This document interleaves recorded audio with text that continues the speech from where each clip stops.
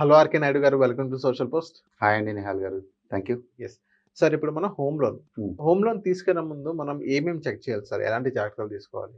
Home loan అనేది తీసుకునేటప్పుడు మనం నార్మల్‌గా మన డాక్యుమెంటేషన్ అనేది ఎలాగో ఉంటుంది. వీటితో పాటు కంపల్సరీ చెక్ చేయాల్సినటువంటిది ప్రాపర్టీ డాక్యుమెంట్స్. ప్రాపర్టీ డాక్యుమెంట్స్‌లో కూడా మనం ఒకవేళ హౌసింగ్ లోన్‌లో వెళ్ళినప్పుడు విల్లాకెళ్తున్నామా? అపార్ట్మెంట్‌కెళ్తున్నామా?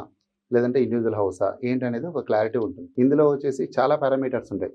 అంటే ఈ ప్రాపర్టీ డాక్యుమెంట్స్ అనేది లీగల్ ఒపీనియన్ కంపల్సరీ తీసుకోవాల్సి ఉంటుంది. లీగల్ ఒపీనియన్ తీసుకున్న తర్వాత మరి బ్యాంకర్‌కి మనం సబ్మిట్ చేస్తే వాళ్ళు ఒకసారి క్రాస్ వెరిఫికేషన్ కూడా చేస్తారు. ఓకే. ఇదే హోమ్ లోను ఫ్లోటింగ్ ఇంట్రెస్ట్ రేట్ అని, ఫిక్స్డ్ ఇంట్రెస్ట్ రేట్ అని. ఈ అవునండి. రెండిటికి డిఫరెన్స్ ఏంటి సార్? మనకు ఉన్నటువంటి రేట్ ఆఫ్ ఇంట్రెస్ట్‌లో చాలా తక్కువైనటువంటిది హౌసింగ్ లోనే. హ్మ్. హౌసింగ్ లోన్‌కి ఏదైతే రేట్ ఆఫ్ ఇంట్రెస్ట్ ఉంటుందో ఏ దాంతోనూ మనం కంపారిజన్ చేయలేము. ఎందుకంటే మనకు స్టార్ట్ అయితే కొన్ని బ్యాంక్స్ 6.99 నుంచి 7% నుంచి 7.5% నుంచి కూడా హౌసింగ్ లోన్ స్టార్ట్ అయితాయి.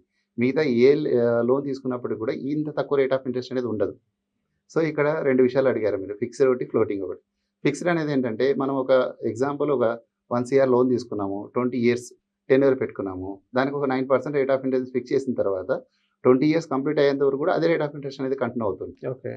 కమింగ్ టు ఫ్లోటింగ్ ఇంట్రెస్ట్ వచ్చే లోపల ఏదైతే మనం 9% రేట్ ఆఫ్ ఇంట్రెస్ట్‌లో స్టార్ట్ అయినప్పటికి కూడా ఇన్‌ఫ్లేషన్ ప్రకారం ఆర్‌బీఐ గైడ్‌లైన్స్ ప్రకారం అనేది చేంజ్ అవుతూ ఉంటుంది. రెపో రేట్ చేంజ్ అవుతుంది. రెపో రేట్ చేంజ్ అవుతుంది. అది మనకు 9% నుంచి 8.5కి రావచ్చు, 8కి రావచ్చు, 7.5కి కూడా రావచ్చు.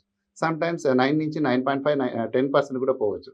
సో, కాబట్టి డిఫరెన్స్ అనేది ఒక్కొక్క ఫ్లోటింగ్ రేట్ అనేది ఈ విధంగా ఉంటుంది. ఫిక్స్డ్ రేట్ ఆఫ్ ఇంట్రెస్ట్ అనేది ఈ విధంగా ఉంటుంది. సో, మీకున్న ఎక్స్‌పీరియన్స్ ప్రకారంగా ఇప్పుడు ఎవరైతే కొత్తగా ఇల్లు కొనాలనుకుంటున్నారో, సో, వాళ్ళు ఫ్లోటింగ్ ఇంట్రెస్ట్ తీసుకోమంటారా? లేకపోతే ఫిక్స్డ్ తీసుకోమంటారా? ఇప్పుడున్న పరిస్థితిలో ఫ్లోటింగ్ రేట్ ఆఫ్ ఇంట్రెస్ట్ ఉండడమే best.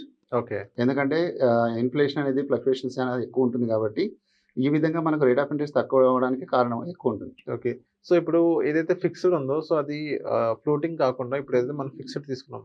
When RBI repo rate ఏదైనా ముందు అటు ఇటు అయినా గాని, సో, 9% కన్నా ఎక్కువ ఎళ్ళే ఛాన్సెస్ కూడా ఉంది కదా! కొంచెం షూర్ పెంచితే. వెళ్తుంది. దానికేం లేదు. So, compulsory. అప్పుడు మనం ఫిక్స్డ్ తీసుకున్నాం కాబట్టి, ఆ 9కే మనం స్టిక్ ఆన్ అవుతారా? లేకపోతే ఫ్లోటింగ్ తీసుకుంటే అది కొంచెం ఎక్కువ పెరిగే ఛాన్స్ ఉందా? లేదు, మీరిప్పుడు అన్నట్టుగా ఫిక్స్డ్ అంటే ఫిక్స్డ్ రేట్ ఆఫ్ ఇంట్రెస్టే కంటిన్యూ అవుతుంది. ఓకే. ఫ్లోటింగ్ అంటే floating rate of interest continue అవుతుంది. ఓకే. బట్ మనకు లక్కీగా 7, 7.5 లోపల ఉన్నప్పుడు ఫిక్స్డ్‌కెళ్ళడం బెస్ట్. ఓకే. ఎందుకంటే ఎంత ఇన్‌ఫ్లేషన్ ఉన్నా గాని 8కి 8.9 ఆ విధంగా 9కి 10 వెళ్ళడానికి అవకాశం ఉంది. బట్ ఒకవేళ తక్కువ అన్నప్పుడు 7 బిలో రావడానికైతే చాలా తక్కువ పర్సెంటేజెస్ ఉంటుంది కాబట్టి, మనము ఈ 7-7.5 మధ్యలో ఫిక్స్డ్ రేట్ ఆఫ్ ఇంట్రెస్ట్‌కెళ్ళడమే మంచిది. ఓకే.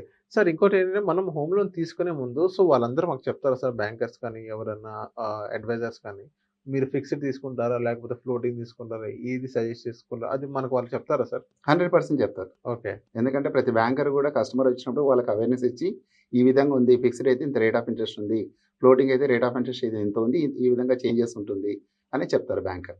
ఓకే. లేకపోతే మనమే ముందు తెలుసుకోవాలా? మనం అది మన ఆహ్, స్పెషల్ ఇంట్రెస్ట్. మనకు ఒకవేళ దాని పరంగా అవగాహన ఉందనుకోండి, మన కొలీగ్స్, మన ఫ్రెండ్ సర్కిల్‌లో వాళ్ళ నుంచి అవేర్‌నెస్ ఏమైనా వచ్చిందనుకోండి, లేదా మనం న్యూస్ పేపర్ ద్వారానో, మీడియా ద్వారానో, సోషల్ మీడియా ద్వారా మనకు అవేర్‌నెస్ వచ్చిందనుకోండి, ఆ విషయాలు మనం బ్యాంకర్ దగ్గరికెళ్లి డిస్కస్ చేసి మనకు అనుకూలంగా కూడా మనకు డిస్కస్ చేయడానికి ఈజీగా ఉంటుంది. Okay. Okay. So, thank you sir. మా సోషల్ పోస్ట్ వచ్చినందుకు. థాంక్ యూ అండి. Thank you.